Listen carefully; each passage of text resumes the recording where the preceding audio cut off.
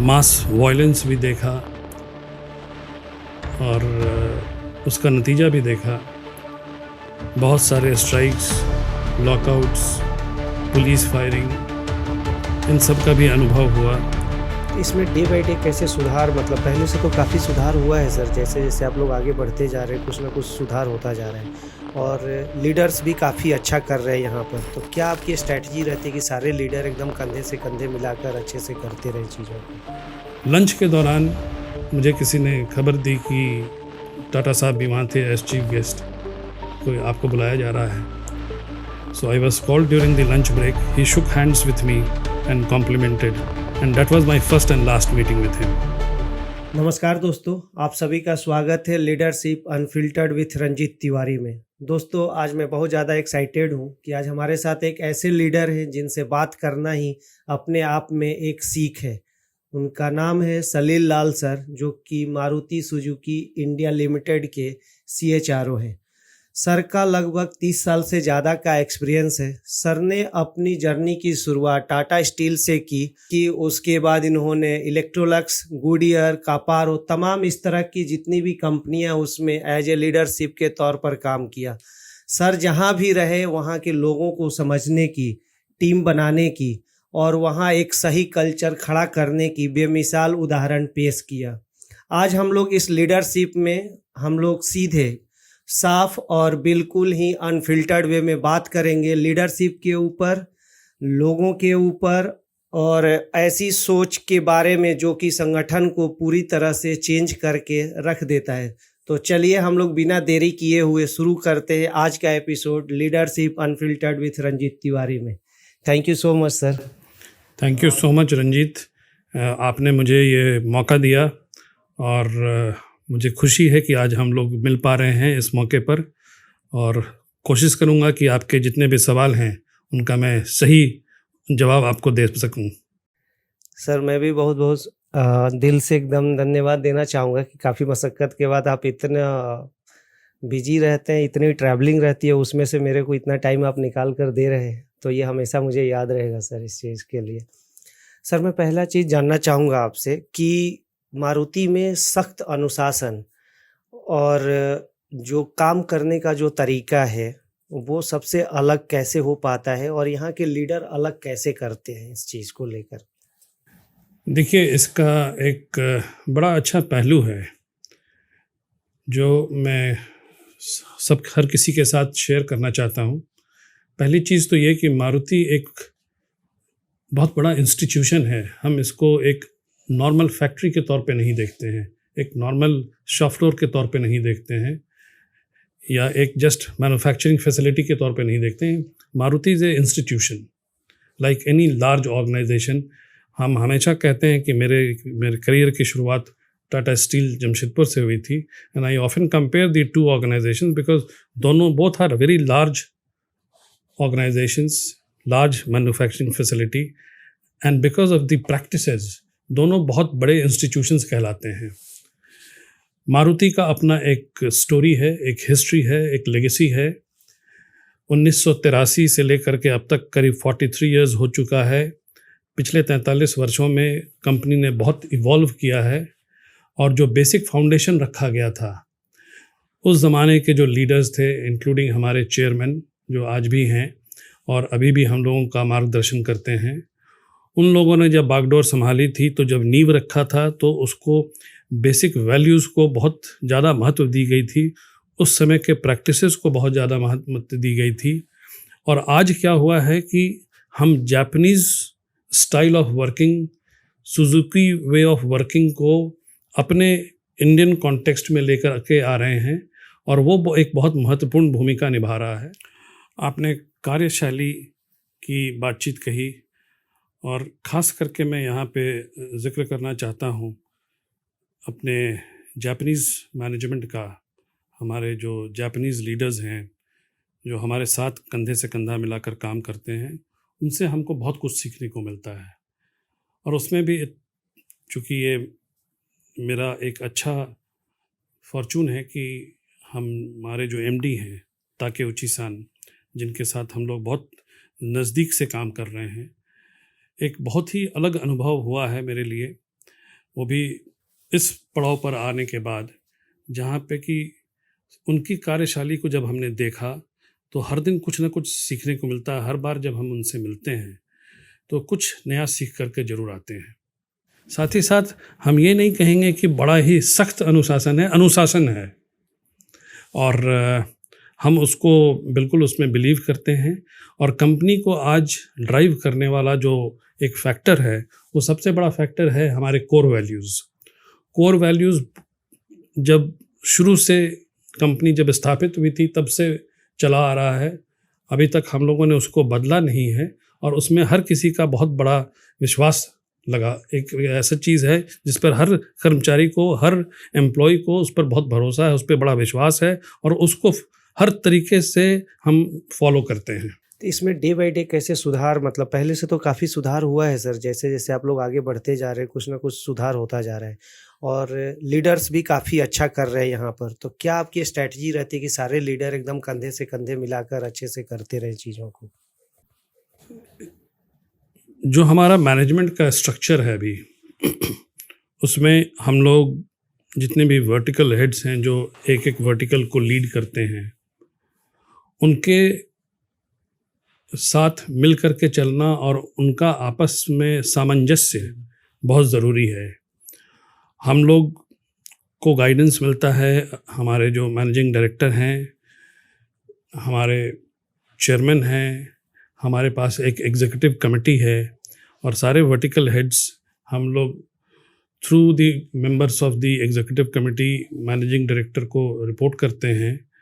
और उनके साथ हमारा जो एक अनुभव है, एक मैकेनिज़्म है, जो रिव्यू का बोल लीजिए या डिस्कशन का बोल लीजिए, वो बहुत ही ज़्यादा स्ट्रक्चर्ड है, जहाँ पे हम सब एक साथ मिल कर के बैठ कर के किसी भी समस्या का हल निकालने की कोशिश करते हैं। सारे जितने भी department as a team work में आप लोग काम करते हैं मैनेजिंग डायरेक्टर के नेतृत्व में उस चीज़ के लिए। बिल्कुल सर, मैं एक चीज़ और जानना चाहता था इसमें कि जो बहुत बड़ा ऑर्गेनाइजेशन होने पर हर एम्प्लॉय के साथ हमेशा मुलाकात नहीं हो पाती है, तो जिन एम्प्लॉय के साथ आपकी मुलाकात नहीं हो पाती है डे टू डे लाइफ में या हमेशा, उनका भरोसा आप कैसे बनाए रखते हैं? कोई ऐसा एक उदाहरण या कोई ऐसा आपकी स्ट्रैटेजी जो बाकी लीडर्स के लिए भी एक उदाहरण के तौर पर उनको भी मिले और वो अपने ऑर्गेनाइजेशन में उसको भी इम्प्लीमेंट कर पाए? बहुत अच्छा सवाल पूछा है आपने, और बहुत ही रेलेवेंट सवाल पूछा है, जो खास करके हमारे जैसे उद्योग के लिए, हमारे जैसे इंस्टीट्यूशन के लिए बहुत ज़रूरी होता है, जहां हम लोग आज तकरीबन 60,000 से ऊपर लोग हैं। क्योंकि आपने सुना होगा हाल ही में कि हमारा जो गुजरात का प्लांट था वो अब मर्ज कर गया है मारुति सुजुकी में, तो हमारी संख्या अब बढ़ के 60,000 से ऊपर हो चुकी है। और ये आपने बिल्कुल सही पूछा कि इतनी बड़ी संख्या के साथ इतने ज़्यादा लोग अलग अलग लोकेशन पे जब रहते हैं तो उनके साथ संबंध आप कैसे बना के रखेंगे। आज हर चीज़ का समाधान टेक्नोलॉजी पे डिपेंडेंट है, और टेक्नोलॉजी हमको इसमें सपोर्ट करता है। मैं एक उदाहरण आपको दे सकता हूँ जो काफ़ी सक्सेसफुल हुआ है हमारे लिए, और इस प्रोसेस को हम लोगों ने अभी बिल्कुल एक्टिव रखा है। हमारे पास एक वर्चुअल लिसनिंग मैकेनिज़्म है, एक वर्चुअल असिस्टेंट टू CHRO कह लीजिए। ये बिल्कुल टेक्नोलॉजी बेस्ड है, जो किसी भी एम्प्लॉय को हमसे कभी भी किसी भी वक्त कनेक्ट कर सकता है, और वो अपना फीडबैक, अपना ग्रीवांस, उसकी कोई शिकायत, उसका कोई सुझाव डायरेक्टली हमारे पास आती है। हर 24 घंटे पे उसका रिव्यू होता है, और हम लोग फिर उसको रेस्पेक्टिव HR बिजनेस पार्टनर्स जो अलग अलग वर्टिकल के लिए एलोकेटेड हैं, उनके पास उस समस्या को फॉरवर्ड करते हैं। अगर कोई ऐसी घटना होती है, या अगर मान लीजिए कोई ऐसा शिकायत है या सुझाव है जो डायरेक्टली मेरे पास आना चाहिए, वो मेरे टेबल पे आता है। हर दिन हम लोग उसका अवलोकन करते हैं और कोशिश करते हैं कि जल्द से जल्द समाधान निकाला जाए। इससे, इस मैकेनिज़्म से, इस टेक्नोलॉजी से फ़ायदा ये हुआ है कि अक्रॉस द ऑर्गेनाइजेशन लोग हमको डायरेक्टली अप्रोच कर सकते हैं, अगर हम ना भी मिले रोज़। ये तो बहुत अच्छी बात है कि सर कम से कम कंपनी के एज ए CHRO और मुखिया होने के नाते सारे लोकेशन के लोग कभी भी आपसे मिल सकते हैं, तो उनके अंदर भी एक कॉन्फिडेंस बना रहता है कि चलो हम एनी टाइम 24 आवर में हमारी प्रॉब्लम को सुनी जा रही है। तो इससे अच्छा कुछ हो नहीं सकता है सर उस चीज़ के लिए। और अब क्या हो रहा है कि हम लोग चूँकि अलग अलग लोकेशंस पे हैं, हमारे रिप्रेजेंटेटिव्स अलग अलग लोकेशन पे हैं, डिपार्टमेंट्स में हैं, और एचआर बिजनेस पार्टनर्स के थ्रू, अलग अलग डिविजनल हेड्स के थ्रू हम लोग के पास भी फीडबैक आता है। और सबसे अच्छी चीज़ हमने ये देखा है पिछले कुछ वर्षों में, एक जो बदलाव आया है कि अब लोग डायरेक्टली हमको लिख सकते हैं, हमसे बातचीत कर सकते हैं, अपनी समस्या को सामने रख सकते हैं, समस्याओं को सुना जाता है, और जो हमारी पॉलिसीज़ है, गाइडलाइंस है, उसके तहत हम जो भी सॉल्यूशन उनको निकाल के देते हैं, उसको देने में हम लोगों अब काफ़ी सक्सेसफुल हैं पहले की तुलना में। डायलॉग हमेशा चलता रहता है। सर आपने टेक्नोलॉजी की बात की तो इसी चीज़ को हम थोड़ा सा और आगे बढ़ाते हैं। टेक्नोलॉजी में एचआर में बहुत सारे टेक्नोलॉजी जो है वो आ रहा है आज के डेट में। तो टेक्नोलॉजी के हिसाब से एचआर के अंदर क्या चेंजेस लाने की ज़रूरत है, किस तरीके को चेंज करने की ज़रूरत है, ताकि जो मशीनें जो हैं वो लोगों को दूर ना करके मशीनों के द्वारा लोगों से और ज़्यादा प्रोडक्टिविटी और काम को और आसान बनाया जा सके। देखिए, इसमें एक बात समझना बड़ा ज़रूरी है। जो आज टेक्नोलॉजी हमारे साथ उपलब्ध है हमारे लिए, और ख़ास करके एचआर में हमारे हर प्रोसेस का वो हिस्सा बन चुका है। बट इसका ये मतलब नहीं हुआ कि हम ह्यूमन रिसोर्स को रिप्लेस कर रहे हैं। हम उनको रिप्लेस नहीं कर रहे हैं, हम उसको असिस्ट कर रहे हैं, पहली बात। दूसरी बात ये है कि हम आज उस ज़माने में हैं जहाँ पे हमारे पास analytics, data, machine learning, AIT, ये सारा कुछ ऐसे पहलू हैं जो हमारे डे टू डे वर्किंग का हिस्सा बन चुका है। राइट फ्रॉम रिक्रूटमेंट, हायरिंग से लेकर के performance management up to separation, superannuation, हर प्रोसेस में टेक्नोलॉजी है, और हम टेक्नोलॉजी को अडॉप्ट भी कर रहे हैं। और एक चीज़ मैं बहुत ज़्यादा विश्वास करता हूँ पर्सनल लेवल पे, कि technology is not a replacement of your human brain. आज हमारे पास टेक्नोलॉजी के अलावा भी बहुत कई तरीके हैं जहाँ पे कि हम कनेक्टेड हैं। आपने कनेक्शन पे सवाल पूछा था, और मैं ये खास करके बताना चाहूँगा बिकॉज़ हम लोग एक जापानीज़ ऑर्गेनाइजेशन हैं, और जो जापानीज़ लर्निंग हमारे लिए रही है, क्योंकि जापान में और उनके वर्किंग एटमॉस्फेयर में कम्युनिकेशन बहुत इम्पॉर्टेंट रोल प्ले करता है, और वो लोग कम्युनिकेशन पे बहुत भरोसा करते हैं। और आज हमारे पास भी, हमारे सिस्टम में भी communication right from the shop floor to the top management का एक स्ट्रक्चर्ड फोरम क्रिएटेड है, और वो बिल्कुल सैक्रोसेंट है, वो फॉलो होना ही है, और हर महीना होता है। यहाँ तक कि हमारे मैनेजिंग डायरेक्टर हमारे यूनियन के रिप्रेजेंटेटिव से भी अलग अलग लोकेशन पे हर महीने विदाउट फेल मिलते हैं। हमारे लेवल पे यूनियंस का डिस्कशन रेगुलर होता है। प्लांट लेवल पे प्लांट एचआर हेड हो या प्लांट हेड हो, वो हर वीक, हर हफ्ते मिलते हैं। इस तरह से हम लोग भी अपना कम्युनिकेशन का एक नेटवर्क बना के रखते हैं। एक चैनल ऐसा है जो कि बहुत ही स्ट्रक्चर्ड है, बहुत ही महत्वपूर्ण भूमिका निभाता है, और ख़ास करके हमारे लिए वो एक ऐसा टूल है जो हमको जोड़ता है आपस में, और किसी भी समस्या का समाधान अक्रॉस द टेबल हम लोग बातचीत करके निपटा सकते हैं। सर मैं इस चीज़ में मैं 3C की बात करता हूँ। एक है कन्विक्शन, कंप्लीटनेस एंड कैरेक्टर। अगर हम 45 मिनट के इंटरव्यू में आपके लिए 3C में से अगर मतलब देखना हो कि कौन सा लोगों को जज करना बड़ा मुश्किल होता है, तो एक तो कैसे जज करते हैं और किस तरह के क्वेश्चन आपके उसके हिडन दिमाग में चलता रहता है कि इस आदमी को मेरे को इस तरह से उनको बेसिकली मतलब हमें देखना है कि ये रियल में हमारे लायक है या नहीं है, तो किस तरह से इसको कर पाते हैं सर? ये सवाल भी कई बार मुझसे पूछा गया है कि जब आप किसी कैंडिडेट का इंटरव्यू लेते हैं या किसी सिलेक्शन प्रोसेस में जाते हैं, तो आप क्या देखते हैं कैंडिडेट के अंदर। कई बार कैंपसेस में हम जब विज़िट करते हैं, बिज़नेस स्कूल्स में, आईआईटीज़ में, आईएम्स में, एनआईटीज़ में, वहाँ के जो फैकल्टी मेंबर्स हैं उन लोगों ने भी ये सवाल हमसे पूछा है। और आपका सवाल मैं दो हिस्सों में दूंगा। पहला, निजी तौर पे मैं एक जेन्युइन पर्सनैलिटी में बिलीव करता हूँ कि कैंडिडेट जितना भी जेन्युइन होगा उतना हमारे लिए अच्छा होगा।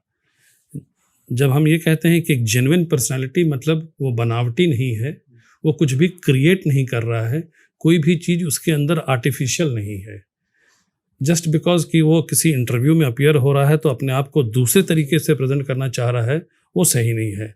जो आपका एक नेचुरल स्वभाव है, जो नेचुरल बिहेवियर है, और जितनी भी आपको नॉलेज है, आप काफ़ी है आपको एक सक्सेसफुल इंसान बनाने के लिए।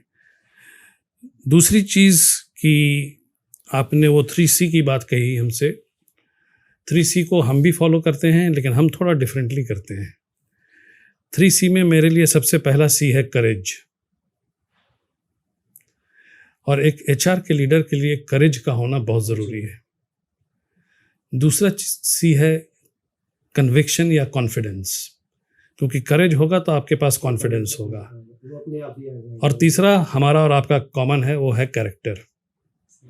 ये 3 चीज़ बहुत ज़रूरी है, खास करके, और ना कि सिर्फ HR में बल्कि कहीं भी, किसी भी डिसिप्लिन के लिए ये 3 चीज़ अगर हम फॉलो करते हैं तो हम काफ़ी सक्सेसफुल रहेंगे अपने करियर में।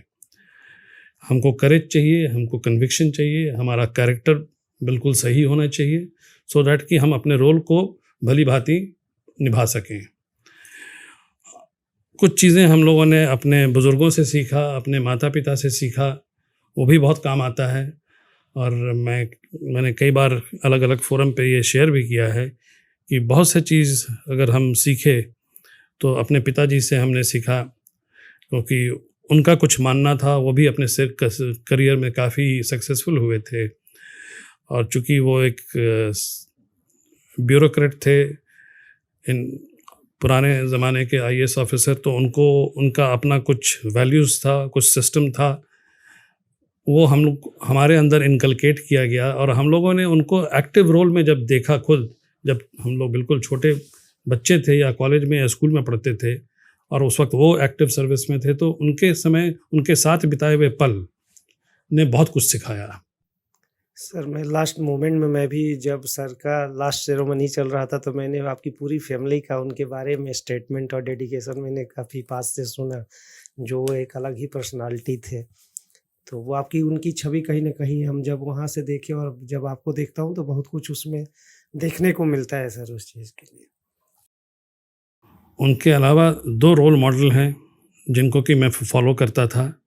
उनमें से एक के साथ तो इत्तेफाक से मिलने का मौका भी मिला, दूसरे के साथ हम नहीं मिल पाए। हालांकि अब तो दोनों जीवित नहीं हैं, लेकिन उन दोनों को मैंने फॉलो बहुत किया क्वाइटली। सबसे पहला मैं नाम लूँगा फर्स्ट फील्ड मार्शल सैम बहादुर मानेकशॉ, जिन्होंने खास करके 71 की लड़ाई में बहुत बड़ी भूमिका निभाई थी as chief of army staff.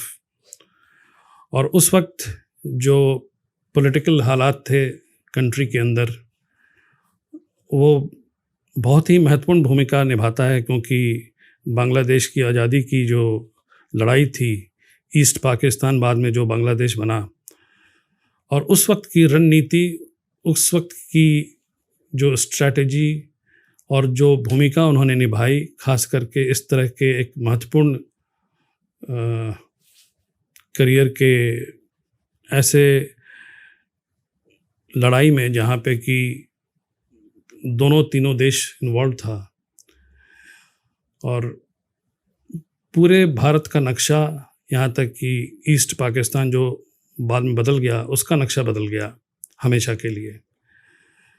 उन लोगों ने जो स्ट्रैटेजी अपनाई होगी, उनकी जो लर्निंग थी, उनकी जो शिक्षा थी, जो ट्रेनिंग थी, और एक अपने आप को कंडक्ट करने का जो एक स्टाइल, वो बहुत हमको हमेशा इम्प्रेस करता था। और मैंने काफ़ी पढ़ा, उनकी बायोग्राफी भी पढ़ी, और बहुत कुछ कोशिश करता हूँ कि उसको फॉलो करें। दूसरा इंसान मेरे नज़र में थे रतन टाटा।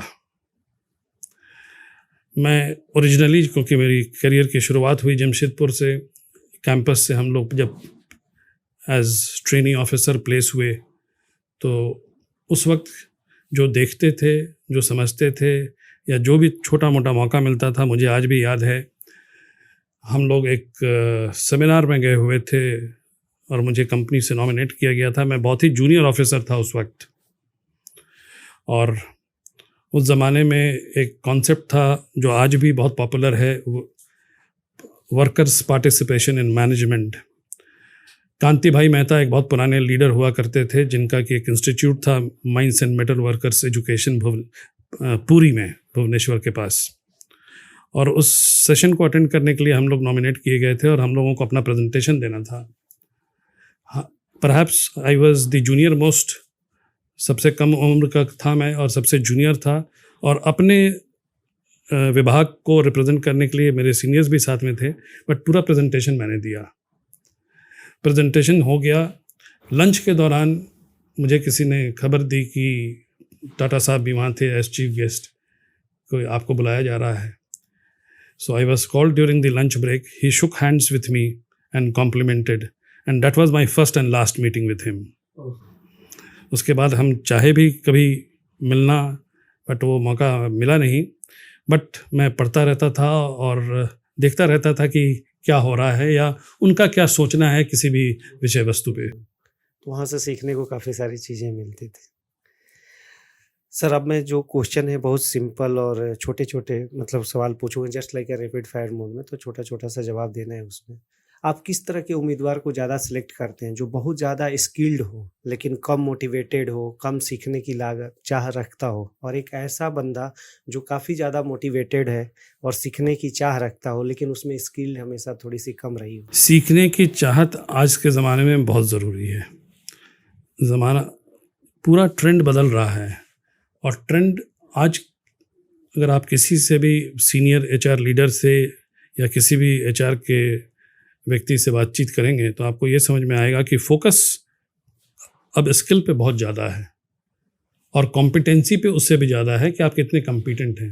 बट इसका ये मतलब नहीं हुआ कि सिर्फ वही सब कुछ है। जिसमें सीखने की चाहत हो, एक ललक हो, और जो चाहता है ज़िंदगी में कुछ अचीव करना, और प्रेरित हो, जो आप कह रहे हैं कि मोटिवेटेड है कि नहीं है, प्रेरित होना बहुत ज़रूरी है। सीखने की चाहत होनी ज़रूरी है। देखिए, माँ के पेट से कोई सीख करके सब कुछ नहीं आता है, हम लोग को भी नहीं आता था, और हमारे केस में तो सच पूछिए तो हम लोगों ने हाथ जला जला के सीखा, और जब सीख लिया तब लगता है कि अच्छा, एक्सपीरियंस बहुत मैटर करता है, और आज वही एक्सपीरियंस काम आ रहा है। आज जो कुछ भी हम हैं उसमें हमारे पुराने टीचर्स का, पुराने लीडर्स का, हमारे पुराने बॉसेस का, हमारे परिवार का खास करके बहुत बड़ा योगदान है। क्योंकि मैंने अपने परिवार के अंदर भी मेरे जो बड़े भाई बुज़ुर्ग जितने भी लोग हैं, मेरे ब्रदर इन लॉ जो खुद एक्स सिविल सर्वेंट रहे हैं, मैंने उन सब से बहुत कुछ सीखा है, उनको बहुत नज़दीक से देखा है और उनकी कार्यशैली को देखा। अब वो कार्यशैली थी जिसको कि मैं अपनाना चाहता था, और आज मैं उसी का उपयोग कर रहा हूँ। सर, आपकी फैमिली में बहुत सारे लोग एचआर लीडर्स भी हैं, जो इंडिया में बहुत कम ही फैमिली में ऐसा हुआ होगा कि जो लोग हैं, मतलब कभी कभी मैं मिलता हूँ तो लोग जब आपकी बात करते हैं तो बोलते हैं यार उनका आधा ना फैमिली मेम्बर्स अगर देखोगे रिलेशन में और घर में तो मैक्सिमम लोग एचआर में हैं और सिविल सर्वेंट में बहुत ज़्यादा रहे आप हुए सही हैं। कह रहे हैं। ऐसा इत्तेफाक है कि हमारे परिवार में लोग या तो सिविल सर्विसेज में हैं या एचआर में हैं। कुछ दो चार हमारे लोग भाई बहन डॉक्टर्स भी हैं, इंजीनियर्स भी हैं, लीगल फ्रेटर्निटी में भी हैं, बट कम हैं। ज़्यादातर लोग हमारे जो भी कज़न्स हैं, और सबकी पढ़ाई भी लगभग एक ही जगह से हुई है, तो एक कॉमन थ्रेड है जो हम सबको बांधे हुए है। सर, अगर मारुति में अगर कोई आपको लगता है कि ये वाला जो काम है वो थोड़ा टाइम वेस्ट ज़्यादा करता है, अगर आपको उसको हटाना हो तो कौन सा ऐसा काम है जिसको आप चाहेंगे कि ये चीज़ नहीं होनी चाहिए हमारे ऑर्गेनाइजेशन के अंदर? देखिए, अभी हम लोग थोड़ी देर पहले टेक्नोलॉजी की बात कर ही रहे थे, क्योंकि अब ज़माना है ऑटोमेशन का, और मैंने आपको खुद अपना उदाहरण दिया एचआर का। जब हम रिक्रूटमेंट करते हैं, अभी तक जो होता आ रहा था कि 2 लोग लगते थे, रिज्यूमे सीवीज़ को शॉर्टलिस्ट करते थे, उसको देखते थे, पढ़ते थे, फिर शॉर्टलिस्ट करने के बाद उनसे कांटेक्ट करते थे, उनका एक राउंड इंटरव्यू लेते थे, फिर वो नेक्स्ट लेवल पे जाता था। आजकल सब कुछ ऑटोमेटेड है। Screening of the CVs, first round of discussions, screening the right candidate, सब कुछ हम टेक्नोलॉजी की मदद से करते हैं। और वहाँ पे हमको अपना रिसोर्स वेस्ट करने की ज़रूरत नहीं है, बल्कि इससे प्रोसेस और ज़्यादा फास्ट होता है, एजाइल होता है, और हमको सही डायरेक्शन में इनपुट मिलता है, और फिर हमारी जो मेहनत है वो कम हो जाती है। ये सिर्फ एक उदाहरण है, ऐसे कई उदाहरण हैं अलग अलग क्षेत्र में जिसका कि हम आपको मतलब जिसके बारे में आपको हम बता सकते हैं। तो इसमें आपने बेसिकली इस तरह की चीज़ों को आपने करके टेक्नोलॉजी वाइज लाकर अपने टाइम और अपनी कंपनी का जो स्ट्रक्चर है वो सब बहुत सारी चीज़ें आपने चेंज किया हुआ है उसमें। सो ऑटोमेशन पूरे प्रोसेस में हुआ है, कई स्टेप्स में हुआ है। नतीजा हुआ है कि आज हमारे मारुति एक बड़ी कंपनी है, यहाँ पे रिक्रूटमेंट खास करके हमारा जो कैंपस ड्राइव है, कैंपस ड्राइव के अलावा जो लैटरल रिक्रूट्स हैं उनकी संख्या काफ़ी ज़्यादा अधिक होती है, और ये सिर्फ 2-4 लोगों के वजह से या सिर्फ जो रिसोर्स हम दिए हैं अभी डिपार्टमेंट को, वो अकेले इसको पूरा नहीं कर सकते हैं। तो यहाँ ऑटोमेशन और टेक्नोलॉजी दोनों का उपयोग बहुत अच्छे तरीके से हो रहा है, जिससे कि हमारा पूरा प्रोसेस काफ़ी स्मूथ हो चुका है और हम नंबर्स भी मीट कर पा रहे हैं। वो कौन सा मौका था जब आप एक अपने सिद्धांत पर अडिग रखकर आपने किसी बड़े बिजनेस लीडर को ना कहा कि नहीं नहीं ये सही नहीं है, ये हमसे नहीं हो सकता है? ये ऐसे तो कई मौके आए करियर में। नाम लेना तो शायद बहुत उचित नहीं होगा किसी का भी। मेरे पिछले ऑर्गेनाइजेशंस में ऐसे मौके आए जहाँ पे मुझे लगा कि शायद ये काम करना उचित नहीं है, और ये भी बताना कि क्यों उचित नहीं है। हालांकि उसकी वजह से मुझे थोड़ा बहुत सफ़र भी करना पड़ा, मेरा ट्रांसफ़र कर दिया गया, और बाद में जब उस पर कार्रवाई हुई, उसकी पूरी इंक्वायरी हुई, तो मुझे बुलाया गया, और मुझे जो कुछ भी सच्चाई का पता था और जो कुछ भी मैं जानता था, मैंने इंक्वायरी बोर्ड के सामने उसको रखा, और वो सारा कुछ इस्टेब्लिश भी हुआ। Unfortunately it led to some action also, but ऐसे 1-2 केसेस हुए हैं करियर में। अब करीब 33 साल, 34वां साल चल रहा है, तो अब मैं रिग्रेट नहीं करता हूँ। और सबसे अच्छी बात यह है कि जो चीज़ गलत लगा वहाँ पे मैंने एटलीस्ट अपनी आवाज़ रखने की कोशिश की। मानना ना मानना वो अलग बात है। कुछ होता है जो 100% प्रिंसिपल ओरिएंटेड होता है, चाहे, और वो related to your own values of integrity and ethics होता है। और अगर कहीं पे आपको ऐसा लगता है तो आप सडनली उसको पॉइंट आउट करते हैं, ऑब्जेक्ट करते हैं, एक्शन लेते हैं। कुछ होता है जहाँ पे कि मैटर ज़रूरी नहीं है कि वो एथिक्स या इंटीग्रिटी से रिलेटेड हो, वो basic understanding of the subject पे आपका समान विचार ना हो और हम लोग एक मत के ना हों। वहाँ पे भी मैं कोशिश ये करता हूँ कि अपना विचार सामने रख दूँ। डिसीजन क्या होगा वो एक अलग बात है, बट ऐसे कई मौके आते हैं जहाँ पे कि हम लोग we are not on the common platform और common opinion, but one has to be bold enough to put forth your views so that at least you have the satisfaction that you have not accepted it as it is. वो सब घटनाएं भी आपको अपनी life में बहुत कुछ सिखा कर गए होंगे कि कुछ ना कुछ चीज़ें तो सीखने को मिली ही होगी सर उसमें। घटनाएं हमारे करियर में सच पूछिए तो अब ये कोइंसिडेंस हुआ है या मेरे ही साथ ऐसा हुआ है, क्योंकि HR या इंडस्ट्रियल रिलेशंस खास करके, और आईआर का काम मैंने बहुत ज़्यादा देखा अपने करियर में, और कई बार टकराव का भी मौका मिल आया, मास वायलेंस भी देखा और उसका नतीजा भी देखा। बहुत सारे स्ट्राइक्स, लॉकआउट्स, पुलिस फायरिंग, इन सब का भी अनुभव हुआ। ये सब अनुभव बहुत अच्छा नहीं होता है, बट आपको सिखाता बहुत कुछ है। तो उसी का नतीजा ये है कि धीरे धीरे हम लोग अपनी प्रवृत्ति बदल लेते हैं और कोशिश ये करते हैं कि एक सही रास्ता चुन के उस पर चलें। सर, कौन सी आवाज़ जो है, जैसे आप ऑफिस में गए, कोई सी आवाज़ आपको आई, सुनकर लगता है कि नहीं नहीं ये कंपनी का कल्चर काफ़ी अच्छा है? ये भी सवाल आपका बहुत इंटरेस्टिंग है और समहाउ इसमें मैं बहुत बिलीव करता हूँ एज ए एचआर लीडर।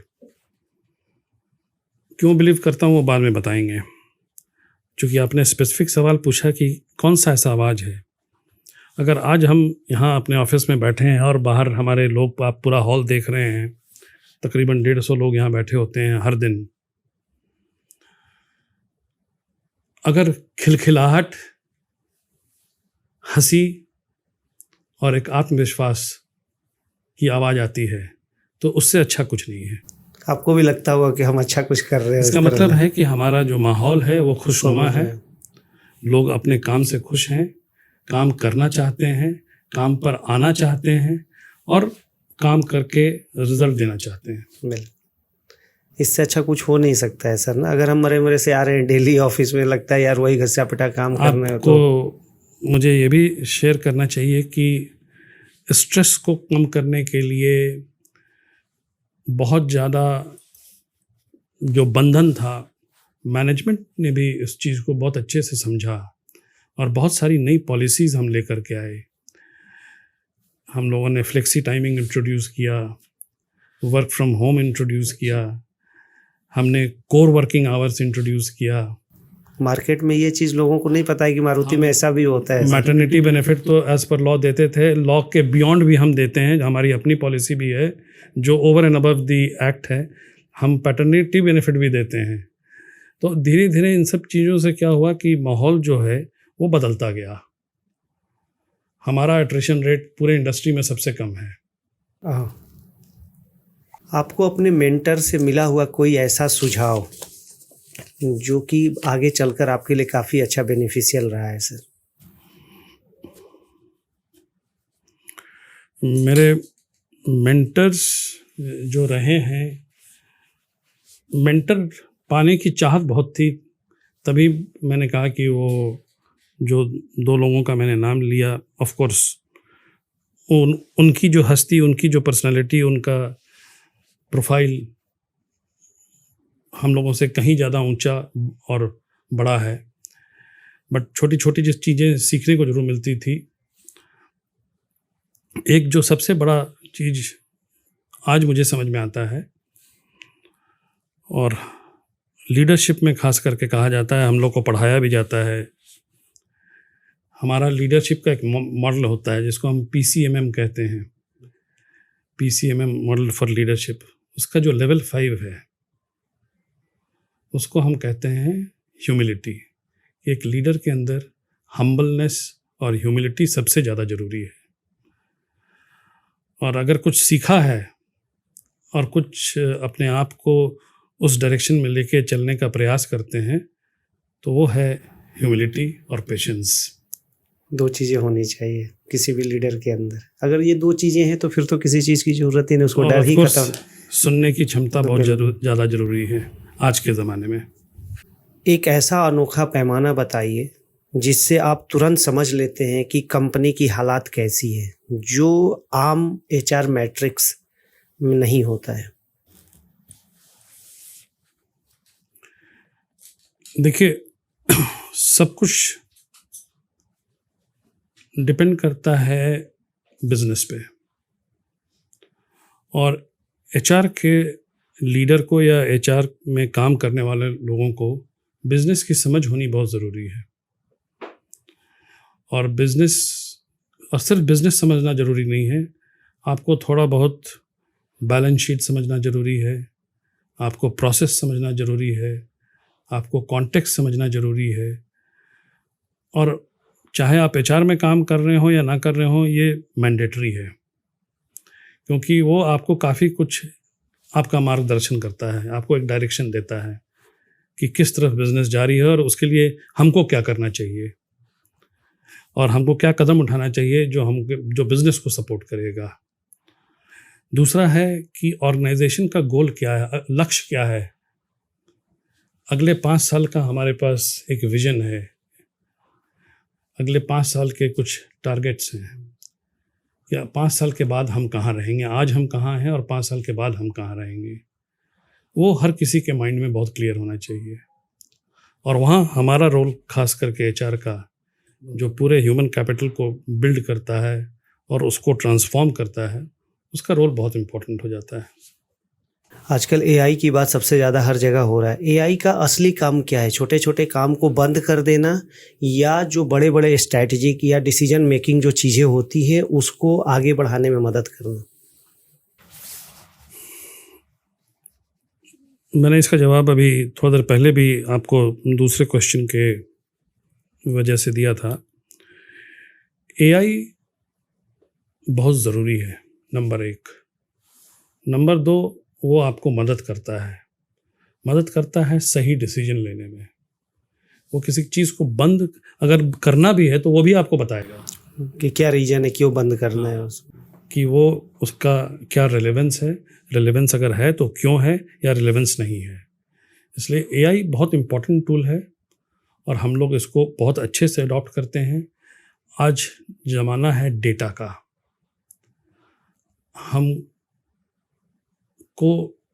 आज हमारा स्टेटमेंट्स कोई सुनना नहीं चाहता है।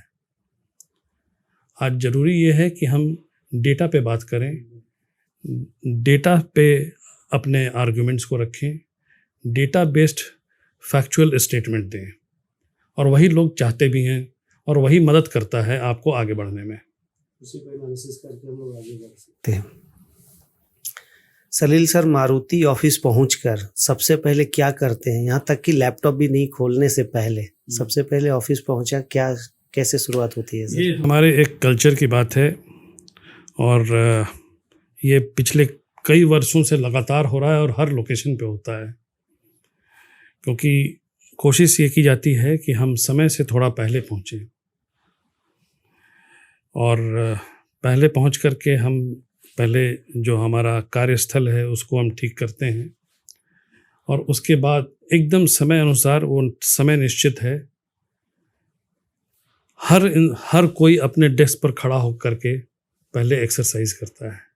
वो एक्सरसाइज कॉमन है, पूरा का पूरा हॉल करेगा, पूरा का पूरा शॉप फ्लोर करेगा, और एक्सरसाइज के बाद ही आप अपना लैपटॉप खोलते हैं, या आप किसी भी दिन ऑब्जर्व कर सकते हैं, कभी भी आके देख सकते हैं, और ये विदाउट फेल होता है और आज तक हो रहा है। सबसे अच्छा कल्चर है सर, क्योंकि हम पहले अपने आप को शारीरिक रूप से उस माहौल में लेकर के आते हैं, क्योंकि ज़रूरी ये है कि आपकी mental agility and physical agility दोनों बहुत इम्पॉर्टेंट होती है आपके परफॉर्मेंस के लिए। और ये एक जापानीज़ वे ऑफ थिंकिंग है, उनका प्रैक्टिस है कि जब वो अपने कार्यस्थल पे आते हैं, अपने वर्क स्टेशन पे आते हैं, तो सबसे पहले काम शुरू करने से भी पहले अपने आप को फिजिकली अलाइन करते हैं। सर आप कर रहे हैं, मैं तो वेलनेस में हूँ, तो सारे कॉर्पोरेट में मैं जाता हूँ तो उनको भी बोलता हूँ कि at least 10 to 15 minutes, maximum 10 minutes भी हमारा समय बंधा हुआ है। उस समय हर आदमी सब कुछ छोड़ करके खड़े होकर के पहले वो नॉर्मल एक्सरसाइज करेगा, तब आकर के अपनी सीट पे बैठेगा, और हमको कहीं जाना नहीं होता उसके लिए, हम अपने वर्क स्टेशन पे ही करते हैं। जब आप मारुति छोड़ेंगे तो आपके लोग आपको एक शब्द में कैसे याद करेंगे? मतलब क्या वो शब्द होगा जो सलील सर के लिए फिट बैठता है कि जब आप मारुति छोड़े और लोग आपको इस तरह से याद कर रहे हैं? एक इंसान जो सबको सुनता था। एक लाइन में रह गए। एक छोटा सा बदलाव जो ऑफिस के पूरी कल्चर को बदल देता है, वो क्या है? कल्चर को बदलने के लिए और छोटा सा बदलाव, वो होता है एनवायरनमेंट, कि हम अपने लोगों को उनके कार्य क्षेत्र में किस तरह का वर्किंग एनवायरनमेंट दे रहे हैं। हमसे अगर आप पूछिएगा तो हम एक peaceful, positive and vibrant working environment देना चाहते हैं। वर्किंग एनवायरनमेंट देने के लिए लीडर का रोल बहुत इम्पोर्टेंट होता है। आपने पूछा कि एक शब्द में हमको कैसे लोग याद करेंगे। हो सकता है मेरे ह्यूमैनिटी के लिए शायद बोला जाए, सिंप्लिसिटी के लिए बोला जाए। ऐसा नहीं है कि मुझे सब कुछ आता है। आज भी इतने सालों के बाद भी बहुत चीज़ों से मैं अनभिज्ञ हूँ, मुझे नहीं आता है, मैं एक्सेप्ट करता हूँ। हाँ, लाइफ जब तक मैं भार्गवा सर की बात करूँ, भार्गवा सर मुझे अपने जूनियर से, सीनियर से, अपने कॉन्टेम्प्ररी से और आजकल की जो नई जनरेशन है उससे भी बहुत सीखने का मौका मिलता है। और बार बार मैंने ये बात कही है कि रिवर्स मेंटरिंग बहुत इम्पोर्टेंट है। सर, मैं भार्गवा सर के पास जब बहुत साल पहले मिला था तो मेरे को किसी ने बोला कि एज के बारे में सर से कम बात करिएगा, क्योंकि सर से मैंने सुना कि एज जो है वो एक तो फैक्टर है कि आना ही आना है, लेकिन जब तक माइंड काम कर रहा है तब तक हमें काम करना चाहिए और कुछ डेली कुछ ना कुछ सीखने की प्रवृत्ति आपके अंदर होनी चाहिए। सलील सर को इतने साल हो गए, लगभग 33 इयर्स और 34 इयर्स HR में काम करते हुए, पूरा IR से लेकर HR ट्रांसफॉर्मेशन से लेकर हर चीज़ आपने कर लिया। कुछ ऐसा हिडन टैलेंट, बहुत कम लोग आपको मतलब एकदम रिजर्व समझते हैं कि सर अपने काम में रहते हैं और हमेशा डेडिकेटेड होकर काम करते हैं। कुछ एक ऐसा हिडन टैलेंट जो लोगों को नहीं पता है, जो आप पर्दे के पीछे हमेशा अपने आप को फिट रखने के लिए, अपना स्ट्रेस को ठीक करने के लिए कुछ ऐसी एक्टिविटी जो करते हैं, वो आप हमारे लोगों के साथ अगर शेयर करना चाहें। मतलब आप ये समझना चाहते हैं कि काम के अलावा मुझे किस चीज़ में इंटरेस्ट है, किस चीज़ में आपका इंटरेस्ट ज़्यादा रहता है जो पूरी दुनिया नहीं जानती है। आपने भार्गव साहब का नाम लिया, खैर उनकी तुलना हम लोग नहीं कर सकते हैं अपने आप से, और आज भी वो जितना एक्टिव हैं और जिस तरह से वो इन्वॉल्व हैं और जितना कंट्रीब्यूट करते हैं, कोई नहीं कर सकता है। शायद हम लोग कभी भी उनकी तुलना अपने आप से कर ही नहीं सकते हैं, इस जन्म में तो नहीं। और दूसरी चीज़ कि मैं क्या करता हूँ, हर इंसान के लिए बड़ा ज़रूरी है कुछ ना कुछ एक ऐसा पास टाइम तो बोलना गलत होगा, एक ऐसा काम जिसको करके आप खुश होते हैं।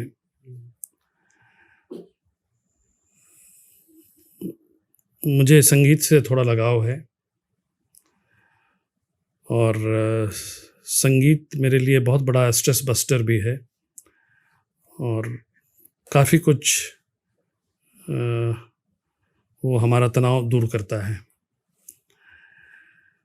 दूसरा चीज़ ये है कि हाँ, घर में परिवार है, बेटी है, वाइफ या बाकी लोग, अगर आपको दिन भर थक हारने के बाद वापस घर जाना पसंद है तो वो बहुत बड़ी उपलब्धि है। बिल्कुल, अगर घर का माहौल बहुत अच्छा है, अगर आपने बना रखा और है। सबसे बड़ी चीज़ है कि विचारों का आदान प्रदान होता रहता है, वो एक नेचुरल सिस्टम है जो बना हुआ है। लेकिन अगर हमको समय बिताना है तो संगीत के अलावा कई बार हम बाहर भी जाते हैं, छुट्टियों में भी बाहर जाते हैं, कोशिश करते हैं नए जगह को एक्सप्लोर करना, और ख़ास करके नए जगह पर जा कर के वहाँ का रहन सहन, वहाँ का खान पान, वहाँ की व्यवस्था, वहाँ लोग क्या पसंद करते हैं, उसको जानने के लिए मेरी उत्सुकता बड़ी रहती है। सर, वो समय आ भी रहा है, शायद अब शट डाउन होने वाला होगा, तो इसलिए थोड़ा सा अभी वो समय आने वाला है, मतलब इस साल तो का। हमारे एक पुराने बॉस हुआ करते थे, वो हमेशा हमसे कहते थे कि जब बाहर जाओ तो वहाँ का लोकल फूड ट्राई करो। तो रोज़ तो जो आप घर में खाते हो आपको सब जगह मिलता है। बिल्कुल। सर आपने बोला संगीत बहुत ज़्यादा पसंद है, तो कुछ गुनगुना भी लेते हैं सर अगर? नहीं, मुझे सुनना पसंद है। अगर कोई फेवरेट अगर आपकी सॉन्ग हो, जो अगर एक लाइन किसी को ऐसे ही टूटे-फूटे अगर सुनाना चाहें सर, तो थोड़ा-सा 2 लाइन, जो आपको बहुत दिल से पसंद हो? देखिए, मुझे किशोर कुमार के गाने बहुत पसंद हैं और आज भी पसंद हैं। तो कोई उसमें से कोई जो आपका फेवरेट 2 लाइन सर और वैसे? गाना गाना तो मुश्किल है, बट मैं आपको बता सकता हूँ, मुझे किशोर कुमार के गाने पसंद हैं। पुराने ज़माने में मैं हेमंत कुमार के गाने बहुत पसंद किया करता था, बट उस वक्त मैं बहुत छोटा बच्चा था, इसलिए मुझे बहुत ज़्यादा उनके गानों का अनुभव नहीं है, लेकिन मैं सुना करता था। कुछ गाने मुझे बहुत पसंद हैं हेमंत कुमार के भी, जो मेरे एज ग्रुप से बहुत पहले की बात है, बट वो आज भी बहुत ही सुरीला, और ख़ास करके वो लोग बहुत ही गॉड गिफ्टेड आर्टिस्ट रहे हैं अपने ज़माने के। किशोर कुमार खुद एक बहुत ही वर्सटाइल सिंगर रह चुके हैं, और शायद दूसरा कोई किशोर कुमार हमने अभी तक देखा नहीं। मुझे अभिजीत के गाने बहुत अच्छे लगते हैं, और मैं कोशिश करता हूँ कि ख़ास करके जब हम अकेले गाड़ी में होते हैं, जब ड्राइवर के साथ, तो उस वक्त मैं इन गानों का आनंद ज़रूर उठाता हूँ। अगर लंबा ड्राइव है या ऑफिस से वापस आते वक्त, ऑफिस जाते वक्त तो कम, बट वापस आते वक्त ज़रूर मैं गाने सुनता हूँ। सर रांची के जो दोस्त हैं, जो पुराने दोस्त, जिससे कि हर तरह की बातचीत होती है, उन लोगों से भी अभी कुछ मतलब रहता है आपका बातचीत वहाँ के लोगों से? बिल्कुल है, हमारा कनेक्शन है मेरे बैचमेट से। हम लोग कनेक्टेड हैं फैमिली तौर पे भी। रांची में जो हमारे पुराने दोस्त हैं, कुछ बिल्कुल बचपन के दोस्त थे, कुछ तो छूट गए, लेकिन कुछ अभी भी बने हुए हैं। कुछ व्हाट्सएप के ज़रिए, कुछ अदरवाइज़ कनेक्टेड हैं, मुलाकात भी होती है, बातचीत भी होती है। हमारे बैचमेट्स में भी हम कोशिश करते हैं कि हम आपस में मिले जुलें, हालांकि लोगों के पास अब समय कम है, लेकिन कई बार हम लोगों ने कोशिश की कि हम मिलें, कहीं साथ में बाहर जाएं। इनफैक्ट जब हमारे सर्विस का 25वां साल था, सिल्वर जुबली था, तो हम कई सारे बैचमेट्स इकट्ठा होकर के बाहर गए थे और उसको बाहर सेलिब्रेट किया। वो भी स्ट्रेस बूस्टर का सबसे बड़ा डोज है सर, हमें लगता है। इस तरह का मतलब कुछ ना कुछ होते रहना चाहिए, और ये बहुत बड़ा आपने सही कहा कि स्ट्रेस बस्टर भी है और आपको जोड़ के रखता है लोगों से। एटलीस्ट आप जिनके साथ पढ़े लिखे, उनके साथ कनेक्टेड रहना बहुत अच्छी बात है। हाँ, लाइफ में तो सर पोजीशन तो आता जाता रहता है सारी चीज़ें, लेकिन बाकी चीज़ें तो सदाबहार तो रहती ही रहती है उन सब चीज़ों के लिए। Thank you so much sir, time निकालने के लिए, और इतनी अच्छी बातचीत। हमें लग रहा है कि टाइम थोड़ा सा लिमिटेड है, लोग कहेंगे कि यार ये 2-3 घंटा चला गया, तो आपसे इतना अच्छा मुझे लग रहा है कि मैं कुछ जो भी सवाल हमने नहीं भी सोचा था, वो भी आपके सामने आकर हमने बहुत सारे सवाल पूछे, और आपने काफ़ी अच्छे से सर बताया। आप लोग भी सर को फॉलो करिए, और सर हर जगह मिलेंगे आपको, और बहुत कुछ सीखने को मिलेगा। और जिसका खुद में ही 33-34 ईयर का एक्सपीरियंस हो चुका है, तो सोचिए उनके पास कितनी सारी चीज़ें होंगी यंग जनरेशन को सीखने के लिए। तो आप लोग सर को फॉलो करें, और हर प्लेटफॉर्म पर सर आपको अवेलेबल रहेंगे। बहुत सारे ऐसे भी प्लेटफॉर्म हैं जहाँ पर कि सर CI हो गया, NHRD हो गया, हर जगह सर आपको मिलेंगे, और उस प्लेटफॉर्म को फॉलो करके बहुत सारी चीज़ें सीख सकते हैं। लास्ट में सर एक चीज़ मैं भूल गया, आपको NHRD का आपने अभी कार्यभार संभाला है। Thank you so much and thanks for your आज as a president NHRD Delhi NCR chapter का, तो उसके लिए भी बहुत बहुत धन्यवाद सर, उसके लिए। Thank you sir, thank you so much sir. Thank you.